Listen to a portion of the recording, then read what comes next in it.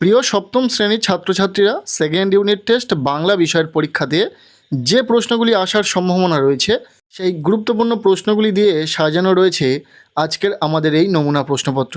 এই প্রশ্নপত্রে থাকা প্রতিটা প্রশ্ন পরীক্ষার জন্য ভীষণ গুরুত্বপূর্ণ, পরীক্ষাতে আসার মতো প্রশ্ন। কাজেই তোমরা যারা বাংলা পরীক্ষাতে দুর্দান্ত ফলাফল করতে চাইছো, অবশ্যই এই নমুনা প্রশ্নপত্রে থাকা ছোট বড় প্রতিটা প্রশ্ন খুব ভালো করে পড়ে রাখো।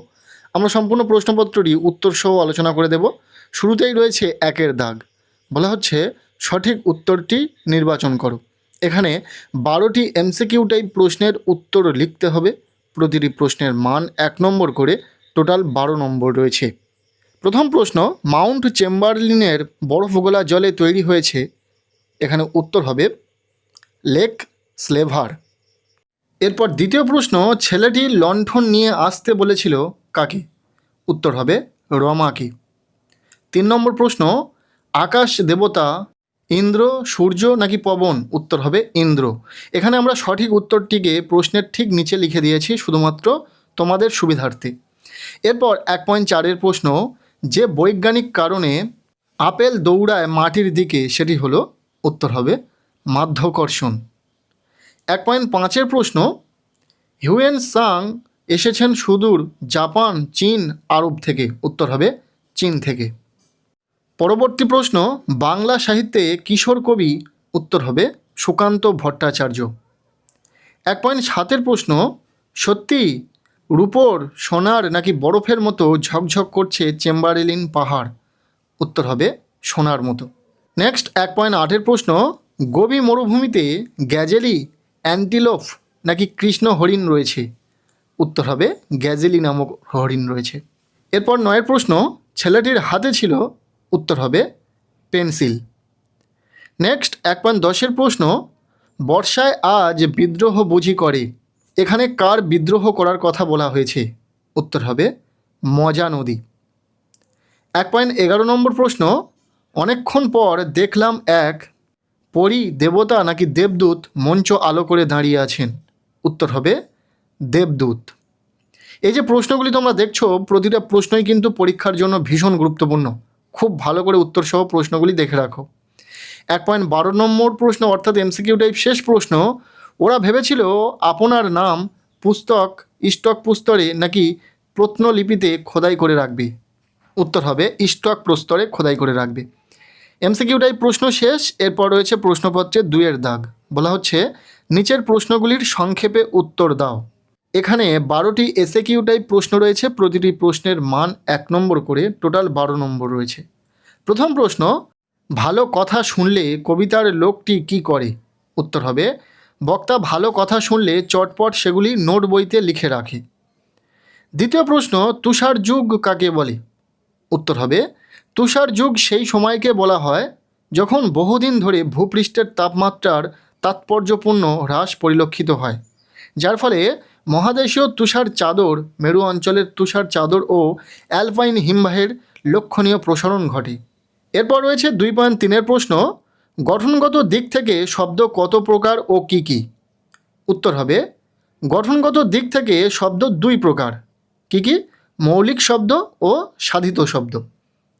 2.4-এর প্রশ্ন, এফিড উড়বার সময় প্রতি সেকেন্ডে ড্যাশ বার ডানা নাড়ায়? উত্তর হবে 400 বার। এটি কিন্তু ইম্পর্টেন্ট একটি প্রশ্ন, পরীক্ষাতে আসে, দেখে রাখো। এরপর 2.5-এর প্রশ্ন, তুমি আমার এমন একটা ড্যাশ আবিষ্কার নষ্ট করে দিতে চাও? উত্তর হবে যুগান্তকারী আবিষ্কার। 2.6-এর প্রশ্ন, কবিতায় শুষ্ক তৃণ বলতে কবি কি বুঝিয়েছেন?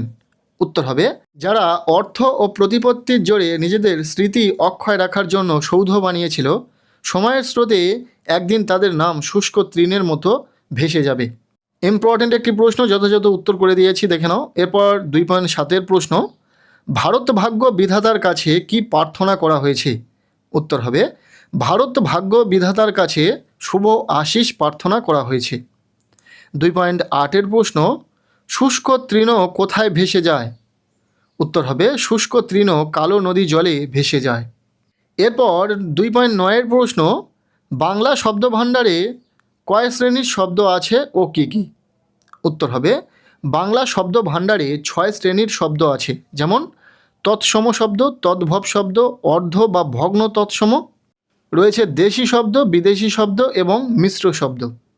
ইম্পর্টেন্ট প্রশ্ন কিন্তু। পরের প্রশ্ন 2.10-এ মৌলিক শব্দ কাকে বলে, উদাহরণ দাও। উত্তর হবে যে শব্দকে আর বিশ্লেষণ করা যায় না তাকে বলে মৌলিক শব্দ, যেমন মা, বাবা, হাত, ভাত ইত্যাদি। 2.11 নম্বর প্রশ্ন তৎসম শব্দ কাকে বলে। উত্তর হবে সংস্কৃত শব্দ ভাণ্ডার থেকে বাংলা শব্দ ভাণ্ডারে গৃহীত বাংলা শব্দগুলিকে তৎসম শব্দ বলে, যেমন কুটির, যুবতী, ধনী ইত্যাদি। এরপর 12 নম্বর প্রশ্ন কৃষক বধূ জল আনবার সময় ঘোমটা তুলে কি দেখে। উত্তর হবে কৃষক বধূ ঘোমটার ফাঁক দিয়ে দেখে নেয় সবুজ ফসলের সুবর্ণ যুগের আগমন। এরপর রয়েছে প্রশ্নপত্রে 3-এর দাগ। বলা হচ্ছে কম বেশি 6টি বাক্যে নিচের প্রশ্নগুলির উত্তর দাও। এখানে 3 মার্কের প্রশ্ন রয়েছে।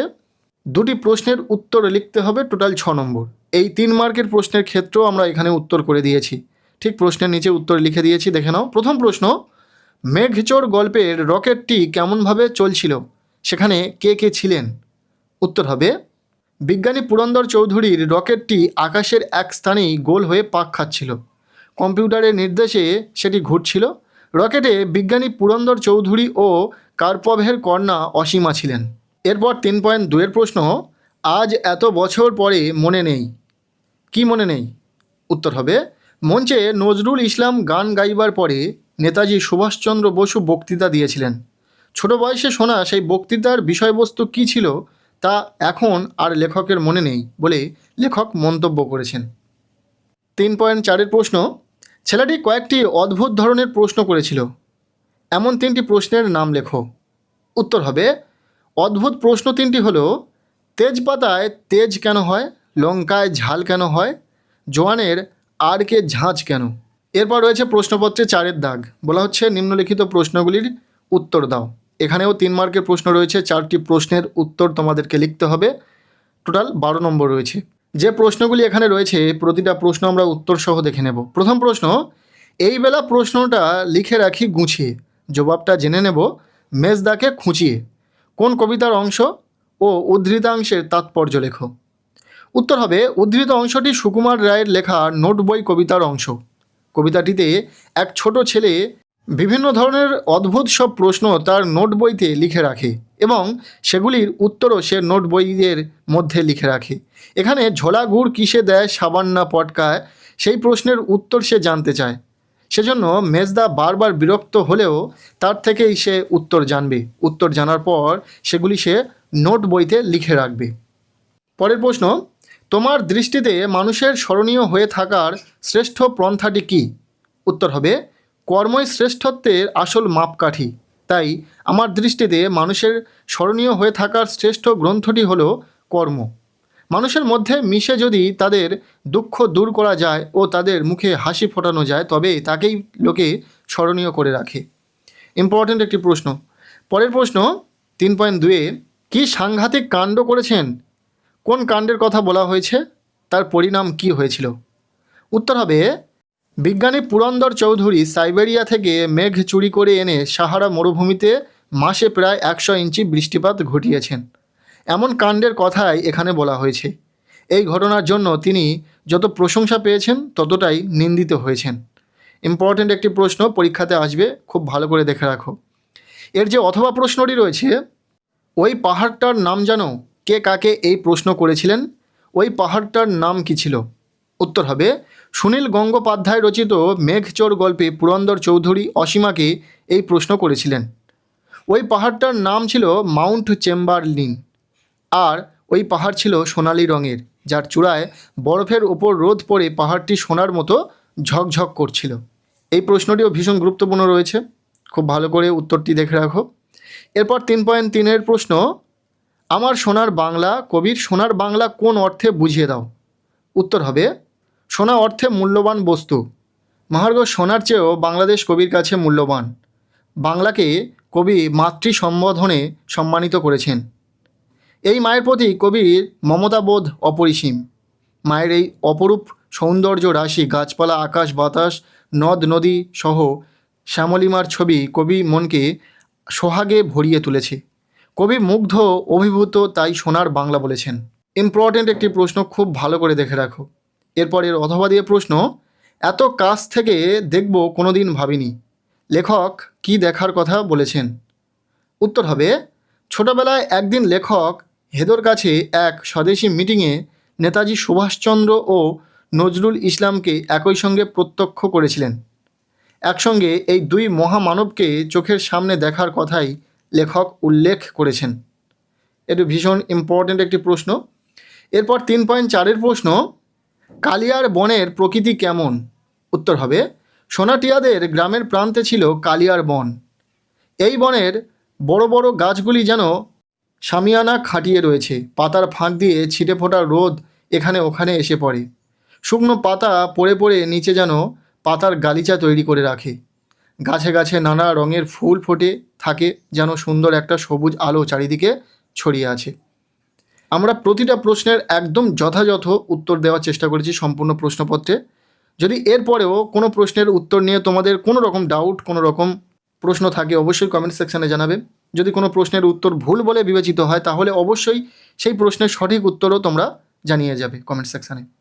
এর অথবা যে প্রশ্নটি রয়েছে, ঘড়িওয়ালা বনে আসতো কেন? উত্তর হবে, ঘড়িওয়ালা ছিল প্রকৃতপক্ষে হোটেলওয়ালার ভাই। সে গোপনে বনে আসতো হোটেলওয়ালাকে চুপি চুপি দাড়ি গোঁফ সরবরাহ করতে। আবার কলের পুতুলের খোঁজেও তাকে বনে আসতে হতো, কারণ সেই পুতুলের চাবি ফুরিয়ে গেলেই অর্থাৎ মাকু নেতিয়ে পড়বে। আবার স্বর্গের সুরোয়া খেতেও ঘড়িওয়ালা বনে আসতো।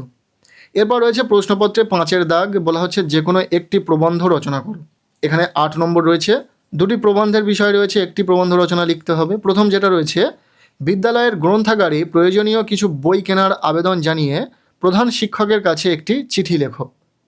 আর দ্বিতীয় প্রবন্ধ রচনার বিষয় রয়েছে একটি খেলার মাঠের আত্মকথা, একটি কলমের আত্মকথা বা একটি গাছের আত্মকথা, এই ধরনের কিন্তু প্রবন্ধ রচনা তোমাদের পরীক্ষাতে থাকবে, আত্মকথামূলক।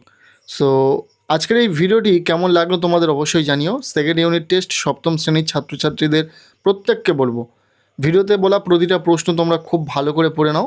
এখান থেকে কিন্তু বেশ কিছু প্রশ্ন তোমাদের পরীক্ষাতে তোমরা কমন পেতে চলেছো। কেমন লাগলো আজকের এই ভিডিওটি অবশ্যই কমেন্ট সেকশানে জানাও। ভিডিওটি ভালো লেগে থাকলে লাইক করে দাও। আমাদের এই চ্যানেলে নতুন হলে চ্যানেলটিকে সাবস্ক্রাইব করে রাখো, আর পারলে ভিডিওটি প্রচুর প্রচুর শেয়ার করে দাও। প্রত্যেকের বাংলা পরীক্ষা খুব ভালো হোক, সবার জন্য শুভকামনা রইল।